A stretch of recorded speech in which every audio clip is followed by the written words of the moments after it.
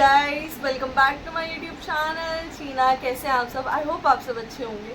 तो पहली तो मेरी ये बात समझो कि हम ना पहले इजी चैप्टर निपटा देते हैं अपने। ठीक है, मैंने मैनेजमेंट करवा दिया तुम्हें लास्ट वीडियो में, और मैंने ऊपर से रिवीजन कराई है। अगर हमारे पास टाइम हुआ, प्रॉपर टाइम हुआ, और मेरे पास मौका हुआ कि मैं तुम्हें प्रॉपर 1-2 घंटे की या फिर 1.5 घंटे की वीडियो बना के दे सकूँ, then I will definitely make a video जिसमें मैं पूरा चैप्टर अच्छे से इन डेप्थ जाके तुम्हें समझाऊँ। अभी फ़िलहाल हम अपने इजी चैप्टर निपटा देते हैं। जैसे कि हमने पढ़ा अपना मैनेजमेंट, उसके बाद मैं अब आ गई हूँ ऑर्गेनाइजिंग पे। बिजनेस इन्वायरमेंट भी अच्छा चैप्टर है, इजी चैप्टर है, और काफ़ी बच्चों को समझ आ भी जाता है और नहीं भी आता है। किसी किसी को मुश्किल भी लगता है, वो कोई बात नहीं, उसको भी कवर करेंगे। बट लास्ट वीडियो में मेरी किसी का कमेंट आया था कि ऑर्गेनाइजिंग करा दो, तो इसलिए मैं डायरेक्ट ऑर्गेनाइजिंग पे आ गई हूँ। ऑर्गेनाइजिंग मैनेजमेंट की एक प्रोसेस होती है जिसमें हमारा आता है planning, organising, staffing, directing and controlling. 5 हमारी प्रोसेस होती है। ठीक है, ये मैनेजमेंट की प्रोसेस है। अगर तुमसे केस बेस्ड स्टडी में कोई पूछ ले कि मैनेजमेंट की प्रोसेस क्या है, तो तुम ये नहीं लिख के आओगे कि मैनेजमेंट में ये होता है, ये होता है। नहीं, तुम्हें ये लिख के आना planning, organising, staffing, directing and controlling. ये होती है मैनेजमेंट की प्रोसेस। ठीक है, अब तो हम मैनेजमेंट की सेकंड प्रोसेस पे है। फर्स्ट प्लानिंग हम करेंगे, वो बहुत बड़ा चैप्टर है, बहुत लेंथी चैप्टर है, लेकिन वो काफ़ी इजी चैप्टर है। ठीक, ऑर्गेनाइजिंग अब हम अपना स्टार्ट करते हैं। ठीक है, ऑर्गेनाइजिंग में अगर हम पढ़ें तो ऑर्गेनाइजिंग होता क्या है, ऑर्गेनाइजिंग का मतलब क्या होता है। देखो, ऑर्गेनाइजिंग वर्ड हम बचपन से सुनते आ रहे हैं कि इसको ऑर्गेनाइज करके चलो, इसको ऑर्गेनाइज कर दो। एक तो पहली बात, सारी चीज़ों का सारी अपनी प्रॉपर प्लेस पे होना। ठीक है, और सारी हमारी चीज़ें ऑर्गेनाइज होना। इनका मतलब क्या होता है? First, to arranging everything in orderly form and making most efficient use of resource. मतलब कि एक रिसोर्स से जितना निकाल सकते हो उतना निकाल लेना, उसका एफिशिएंट यूज़ कर देना। जब तुम घर की सफाई कर रहे हो दिवाली के टाइम, ठीक है, तुम दिवाली के टाइम सफाई कर रहे हो घर की, सारी चीज़ों को अपनी अपनी जगह पे लगा रहे हो, तो वो तुम क्या कर रहे हो? ऑर्गेनाइजिंग तो कर रहे हो चीज़ों को, है ना, ऑर्गेनाइज ही कर रहे हो। दिवाली की सफाई इज इक्वल टू ऑर्गेनाइजिंग। 60% जो ऑर्गेनाइजिंग की प्रोसेस है वो इम्पॉर्टेंट है, मैं बता देती हूँ।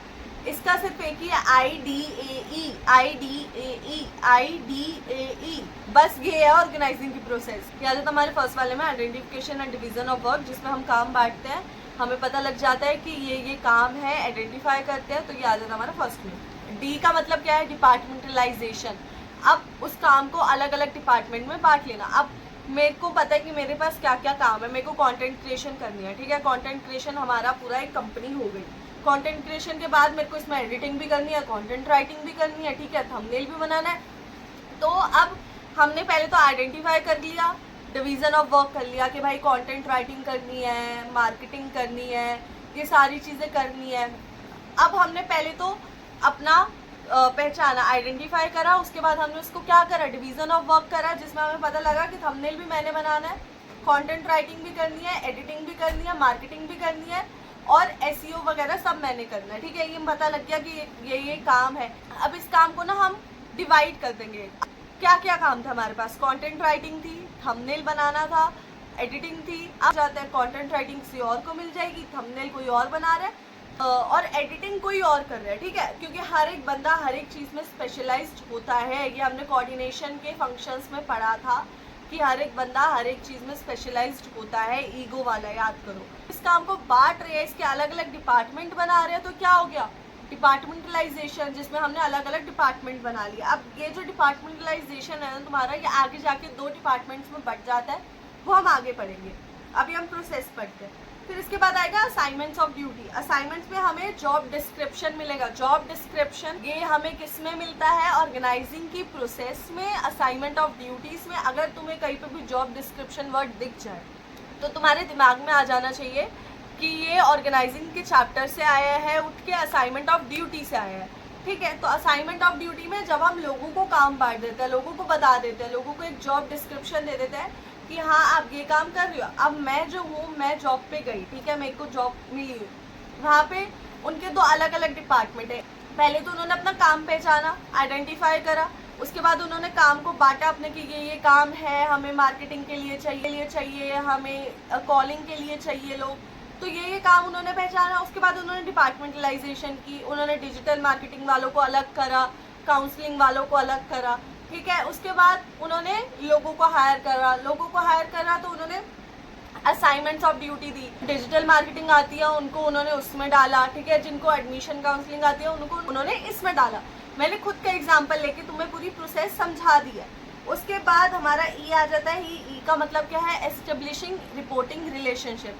हमें ये पता लग जाता है कि हमने एक्चुअली में जाके रिपोर्ट किसको करनी है। रिपोर्टिंग रिलेशनशिप हमारे बनने लग जाते हैं और हमें पता लग जाता है कि अगर इसमें कुछ भी गलती होती है तो हमने किसको जाके बताना है, ठीक है। अपने ऑफकोर्स अगर मैं किसी और डिपार्टमेंट से हूँ तो मैं किसी दूसरे के डिपार्टमेंट में जाके उसके मैनेजर को नहीं कंप्लेंट कर सकती हूँ कि सर मेरे डिपार्टमेंट में मेरे को ये चीज़ नहीं आ रही है। मैं अपने डिपार्टमेंट के मैनेजर को ही कंप्लेंट कर सकती हूँ।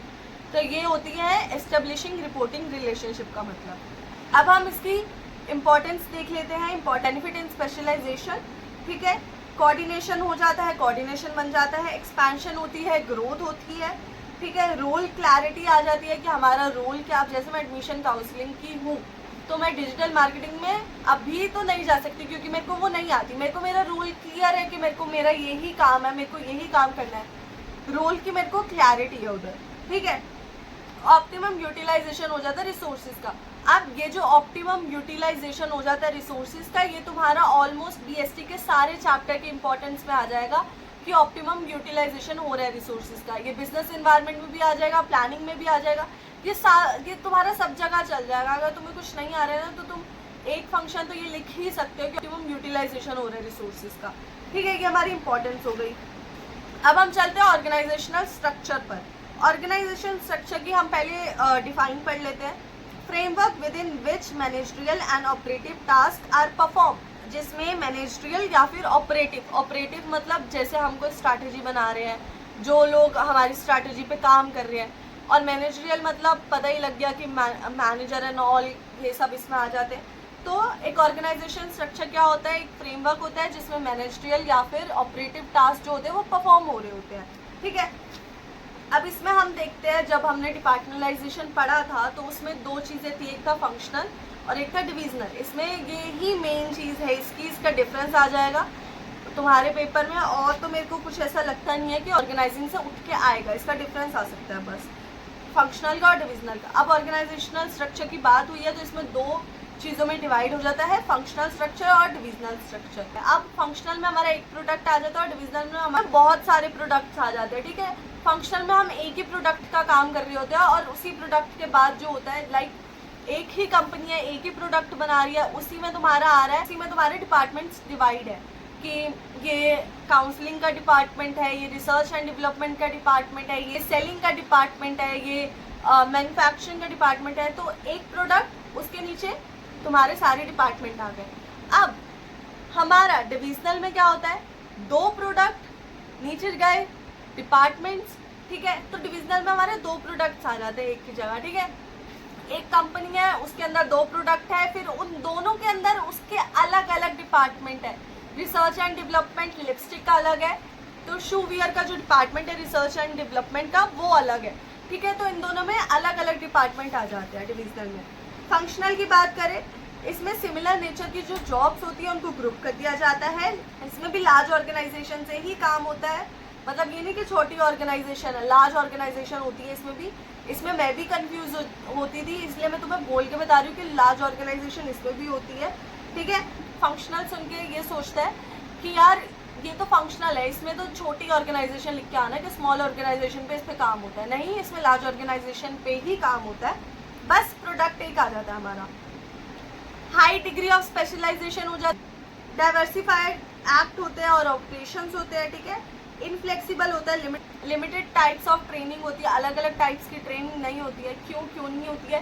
क्योंकि उधर तो डिपार्टमेंट देखो लिपस्टिक का अलग था, शू वियर का अलग था, इधर तो एक ही डिपार्टमेंट है, तो लिमिटेड ट्रेनिंग होती है तुम्हारी। इकोनॉमिकल होता है ये, ठीक है। और लेकिन डिफिकल्ट होता है कि हम किसको अकाउंटेबल माने। इसमें क्या होता है कि difficult to find one accountable, किसी एक को दोषी ठहराना इसमें मुश्किल हो जाता है। अब डिविजनल की बात करें तो इसमें किसी एक को हम दोषी ठहरा सकते हैं कि यार देखो इसकी गलती है, इसकी वजह से ये चीज़ गलत जा रही है। Easy to fix accountable, easy to add more product, ये फ्लेक्सिबल होता है, वो फंक्शनल वाला इनफ्लेक्सिबल था। इसमें हम ज़्यादा प्रोडक्ट्स ला सकते हैं, इसलिए ये फ्लेक्सिबल होता है। Grouping of jobs related to common products. अब इसमें क्या था, हम वो वाली जॉब्स को हम ग्रुप कर रहे थे जो सिमिलर नेचर की थी। इसमें हम किसको ग्रुप कर रहे हैं, जो कॉमन प्रोडक्ट्स की है, उन जॉब्स को हम ग्रुप कर रहे हैं। मल्टी प्रोडक्ट मैन्युफैक्चरिंग कंपनी किस में आ गई, हमारी डिविजनल में आ गई। अगर तुम्हें केस स्टडी में कहीं दिख जाए तो तुम्हारी सोच यहाँ पे भी जाना चाहिए कि ये डिविजनल हो सकता है, इसका आंसर डिविजनल हो सकता है, ठीक है। उसके बाद planning for expansion and diversification. Planning होती है इसमें एक्सपेंशन की और डाइवर्सिफिकेशन की, क्योंकि ऑलरेडी 2 प्रोडक्ट बना रही है कंपनी, तो ऑलरेडी वो कितनी बड़ी होगी, और उसके बाद भी हम उसमें और प्रोडक्ट्स को ऐड कर सकते हैं। जो कि हम फंक्शनल की बात करें तो उसमें एक ही प्रोडक्ट पे काम होता है और डिपार्टमेंट्स अलग अलग होते हैं। स्पैन ऑफ मैनेजमेंट, ये तुम्हारा आ सकता है। स्पैन ऑफ मैनेजमेंट का क्या मतलब होता है, एक सुपीरियर के अंडर कितने सबऑर्डिनेट्स काम कर सकते हैं। सुपीरियर बड़ा होता है, सबऑर्डिनेट छोटा होता है।